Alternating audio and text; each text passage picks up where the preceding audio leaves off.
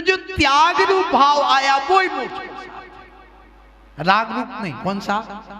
त्याग रूप, ये मोक्ष पुरुषार्थ है। उसने त्याग दिया है इन सबको।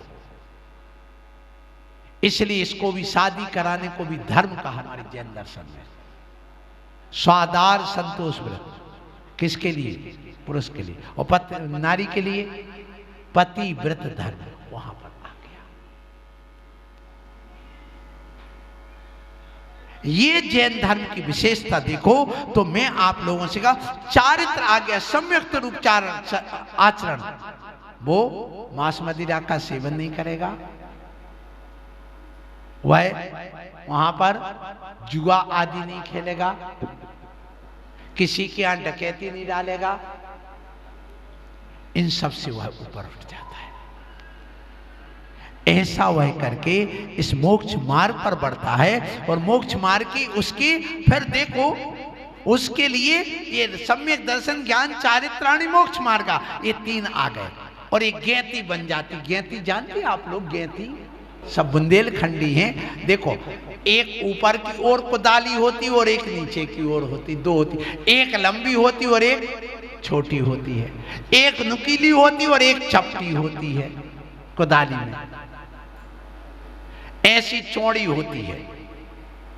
तो उसको यूं खोद करके मिट्टी को, और जो नुकीली होती वो छेद कर देती वहां पर, एक फाड़ने का और एक खोदने का। अब उसमें एक डंडा डाला जाता है। तो कितनी हो गई? तीन चीजें हो गई ना, तीन हो गई। बस मोक्ष मार्ग यही है। गेती का अर्थ मोक्ष मार्ग। क्या? एक कुदाली ऊपर है, एक नीचे है, बीच में एक डंडा है। अब क्या करना? यदि उसमें डंडा होगा तो कुदाली काम आएगी, नहीं तो कुदाली काम आने वाली, वो गेती काम आने वाली नहीं है। तो पहले सम्यक दर्शन का डंडा डालो। कौन सा? कौन सा बोलो? सम्यक दर्शन। फिर ज्ञान और चारित्र रूपी उस कुदाली से उसको खोदो। इसलिए ज्ञान को भी निर्जरा में कारण ले लिया और यहां चारित्र। कभी ज्ञान में ढल जाओ, कभी चारित्र में ढल जाओ। ये मोक्ष मार्ग आप उसको प्राप्त करें और अपने अंदर से उस रत्नत्रय को धारण करें, मोक्ष मार्ग पर बढ़े। आपके पास सम्यक दर्शन है, इस बात से प्रतीक हो रहा है कि आप आस्था से भगवान की वाणी सुन रहे हैं। आप सम्यक दृष्टि हैं, ये बता रहा है आपके कर्म कि आप शराब नहीं पीते। आप सम्यक दृष्टि हैं, क्यों? क्योंकि आप मांस नहीं खाते। आप सम्यक दृष्टि हैं, क्यों? क्योंकि आप देव शास्त्र गुरु की पूजा अर्चना में लगे हुए। आप सम्यक दृष्टि हैं, क्यों? क्योंकि आप अपने गुरु की निंदा नहीं सुन सकते और ना करते हैं। आप सम्यक दृष्टि हैं, क्यों? क्योंकि आप स्वाध्याय करते हैं, प्रवचन सुनते हैं। बस इसलिए आप अपने इस मोक्ष मार्ग को जगा रहे हैं, जगाएं। बहुत अच्छी है। परिग्रह को कम करने की कोशिश करें और अपने संबंध को अच्छा बनाएं। समय हो गया, इतना ही मैं वाणी को विराम देता हूं। बोलो महावीर भगवान की। बात प्रारंभ करूं। आप लोगों ने जीवन में पुरुषार्थ किया है। पुरुषार्थ जरूरी है। जीव को पुरुष भी कहा है। पुरुष कहो, आत्मा कहो, जीव कहो, जंतु कहो, वेद कहो, विष्णु कहो, ये सब जीव के ही पर्यायवाची नाम हैं।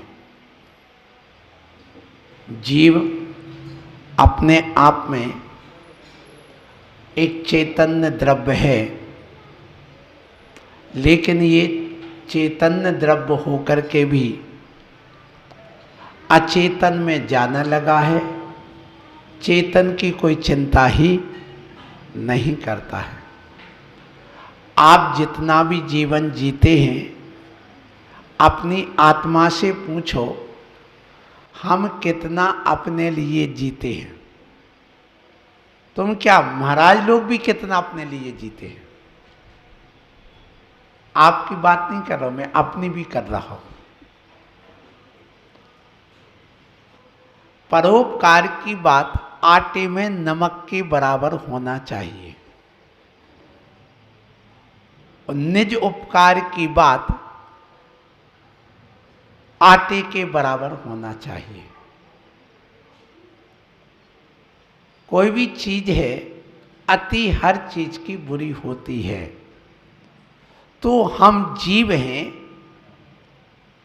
चेतन हैं, ज्ञाता दिष्टा हैं, अपने आप को जानने समझने के लिए यहाँ सुबह से पुरुषार्थ करते हैं और ये पुरुषार्थ किए बिना कभी कल्याण होने वाला नहीं है। धन भी पुरुषार्थ से आता है, संतान भी पुरुषार्थ से आती है, पुण्य भी पुरुषार्थ से आता है और मोक्ष भी पुरुषार्थ से मिलता है। इसलिए हमारे आचार्य जितने भी हुए हैं, इन्होंने 4 पुरुषार्थ की बात कही है। प्रातः काल उठ करके यह जीव सर्वप्रथम धर्म पुरुषार्थ करे और उसके बाद में वह घर से जाकर के बाहर जाए और अर्थ पुरुषार्थ करे। जो बालक होकर के घर में रहता है उसको अच्छा नहीं माना और जो लड़की होकर के घर से बाहर घूमती है उसको भी अच्छा हमारे जैनाचार्यों ने नहीं माना। आप माने आपकी इच्छा, एज यू लाइक। घर की लक्ष्मी यदि दूसरे के घर में, दूसरे के ऑफिस में जाकर के बैठे तो क्या अच्छी मानी जाती है? क्योंकि नारी को लक्ष्मी कहा है। अपनी लक्ष्मी घर की घर में ही शोभा देती है, दूसरों के घर में शोभा नहीं देती है। इसलिए जैन दर्शन में ये कहा अर्थ पुरुषार्थ करने वाला बालक घर में ना रहे, बाहर जाए, लेकिन सुबह से धर्म पुरुषार्थ करे। फिर घर आकर के अपने परिवार के प्रति स्नेह भाव रख करके काम पुरुषार्थ कहा। फिर अंत में जब वह जीवन का दिन का अंत आ जाए तो उस समय वह मोक्ष पुरुषार्थ करे। यह पुरुषार्थ करने के लिए ही ये उपदेश है। अंतिम आपके दिन का जो अंत आए वह तुम्हारा मोक्ष पुरुषार्थ से आए और दिन का प्रारंभ अर्थ पुरुषार्थ से, वो धन पुरुषार्थ से आए। कल भी मैंने कहा था, तुम सुबह से उठते हो, सबसे पहले कहाँ आना? मंदिर। पहले धर्म पुरुषार्थ आप करिए और धर्म पुरुषार्थ करने के लिए उस पुरुष माने उस आत्मा को पहचानो, आत्मा को जानो। इसलिए कहा को हम की दुर्गुणा कुत्या किम प्राप्या किम निमित्त कहा इत्यु हम प्रत्यहम नो चैव अन्य स्थाने मतिर भवेत। ये जो हम कौन हैं, कहाँ से आए हैं, कहाँ जाना है, क्यों आए हैं, ये जब तक तुम्हारे अंदर ये प्रश्न नहीं उठेगा तब तक तुम्हारी मति दुर्मति ही होगी, ऐसा आचार्य कहते हैं। और इस जीव की भी दुर्गति होगी। तो सुबह से उठ करके पहला काम ये होता है कि मैं कौन हूं ये समझो। हम बिलानी हैं, हम चौधरी हैं, हम सिंगई हैं, ये नहीं। यहां पर ये कहा गया मैं कौन हूं। ईमानदारी से अपनी आत्मा से पूछो, बताओ सुबह से कौन लोगों ने अपने आप का चिंतन करा कि मैं कौन हूं, जरा हाथ उठाना। हम दो, हमारे दो वाली बात आ गई। सबसे पहला काम आप उठिए। मैंने कल कहा था आप सुबह से उठ करके ऐसे हाथ जोड़ करके अपने भाग्य की सराहना करो। अच्छा ईमानदारी से बताओ किसने की?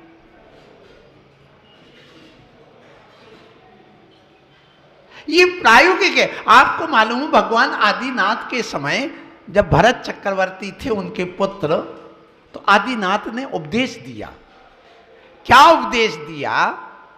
कि पेड़ पौधों में भी जीव जंतु हैं, वे भी अपने आप में पेड़ पौधे भी जीव हैं, उनको कष्ट नहीं पहुंचाना, उनको तोड़ना नहीं, उन पर चलना नहीं। तो ये द्वेष सुनकर के सब आए।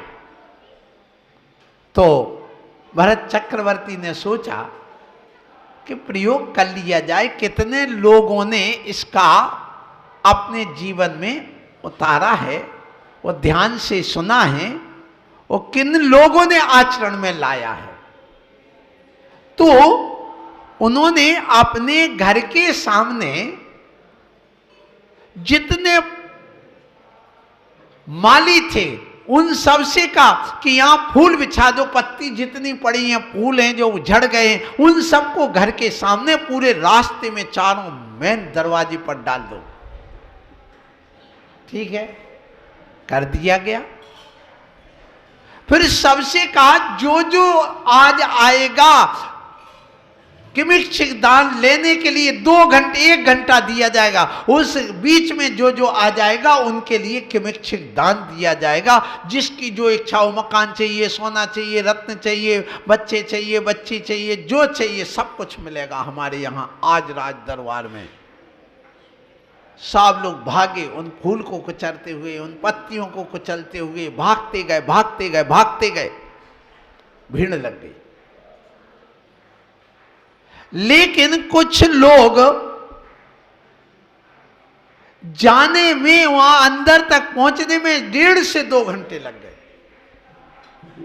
वो लेट पहुंचे। पूछा उनसे कि आप लोग लेट क्यों पहुंचे हैं? तो उन्होंने बताया कि राजन, कल मैंने उपदेश सुना था कि पेड़ पौधों में भी जीव हैं, इन पत्तों में भी जीव हैं, इन फूलों में भी जीव हैं। जब मैं प्रवेश करने के लिए गया तो पूरे दरवाजे पर फूल पत्तियां पड़े थे, इसलिए मैंने प्रवेश उनको कुचलते नहीं किया, क्योंकि उसमें त्रस जीव भी हैं और स्थावर जीव भी हैं, इसलिए मैं वहां से प्रवेश करके नहीं गया। तो फिर क्यों इतने, कैसे किया तुमने प्रवेश? तो बोले चक्कर लगाते लगाते जो चारों तरफ बाउंड्री बनी उसके पीछे एक गेट खुला था, और उस गेट के पीछे से घुस करके फिर जहां जहां पर गेट खुलते गए और जहां जहां से घूमते घूमते आपके महल में जहां फूल पत्ते नहीं पड़े थे उन गेट से मैं आया हूं। और आने में कितने घंटा लग गया? अब आपको देना सो दो, नहीं देना तो मत दो। तो उसके बाद में उन्होंने, भरत चक्रवर्ती महाराज ने उनको ज्यादा पुरस्कार दिया और कह दिया कि आप ही सच्चे धर्मात्मा हैं, आपको ही धर्म करने का अधिकार है, आपको ही पूजा पाठ करने का अधिकार है, आपको ही दान देने का अधिकार है। और 3 वर्ण की जगह एक चौथा वर्ण और बना दिया। वो कौन सा था? ब्राह्मण वंश। क्षत्रिय सर्वश्रेष्ठ माना गया, उसके बाद में ब्राह्मण, उसके बाद में वैश्य, उसके बाद में शूद्र। ये 4 वर्ण आदिनाथ भगवान ने स्थापित नहीं किए। आदिनाथ भगवान ने तो 3 ही वर्ण स्थापित किए थे, चौथा किसने बनाया? बोलो, भरत चक्रवर्ती। सो ऐसा करके उनको ब्राह्मण स्थापित बना करके रख दिया, कर दिया। सो मैं आप लोगों से यही कहना चाहता हूं, आपने प्रवचन सुना, सुन करके उतारने की कोशिश करो।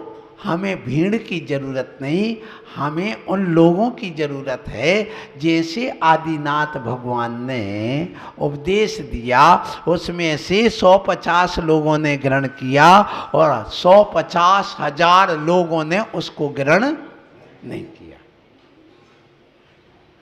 सो धर्म करने की वस्तु है, कहने की वस्तु नहीं। धर्म शब्द स्वयं कहती है कि जो धारा जाए उसका नाम धर्म है, सुनना जाए उसका नाम धर्म नहीं। लेकिन सुन करके धारा जाता, इसलिए पहले उपदेश होता है, पहले आपको थ्योरी बताई जाती है, बाद में प्रैक्टिकल कराया जाता है। ये मंदिर तुम्हारे लिए, ये उपदेश तुम्हारे लिए, ये थ्योरी सिखाई जा रही है और घर में जाकर के इसका प्रयोग करोगे तो नियम से तुम साइंटिस्ट, वैज्ञानिक कहलाओगे और तुम एक ना एक दिन इस वीतराग विज्ञान को धारण करके मोक्ष को प्राप्त करोगे। मैं भगवान से यही प्रार्थना करता हूं, इन सबको ये मोक्ष की प्राप्ति। ये मंदिर प्रयोगशाला नहीं, प्रयोगशाला क्या है? घर। वहां जाके प्रयोग करो। यहां बताया पानी छान के पियो, तो आप पानी छान करके पियो। यहां बताया आप सुबह से उठ करके अपना वो करो, ओम ह्रीम नमो अरिहंताड़म, ओम ह्रीम नमो सिद्धाड़म, ओम ह्रीम नमो आयरियाड़म, ओम ह्रीम नमो उज्जाड़म, ओम ह्रीम नमो लोये सब सावणम, ओम ह्रीम एसो पंचनमो यारो सब पाव पड़ाशन मंगलाणम च सभ्येशम परमम हवै मंगलम। इतना कौन करता है? ये प्रयोग करके कौन कौन आया है? जरा देख लो। कल मैंने फिर कहा था, आज पुनः वही बात आई। बस यहीं पर धर्म को समझना और कुछ नहीं। तुम्हारे जीवन में शांति क्यों नहीं आ पाई? मैंने इतनी सारे बात बताई थी आपको, कल भी आज भी पुनः बता रहा हूं। ऐसी स्थिति में आप अपने आप को तौल करके देखो कि हम बातों के आदमी हैं कि आचरण के आदमी हैं। हम चाहते कि सामने वाला हमारी बात माने, हमारे अनुसार करे, लेकिन तुम कितना करते हो इतना भर देख लो। बस यहीं पर धर्म प्रारंभ होता है।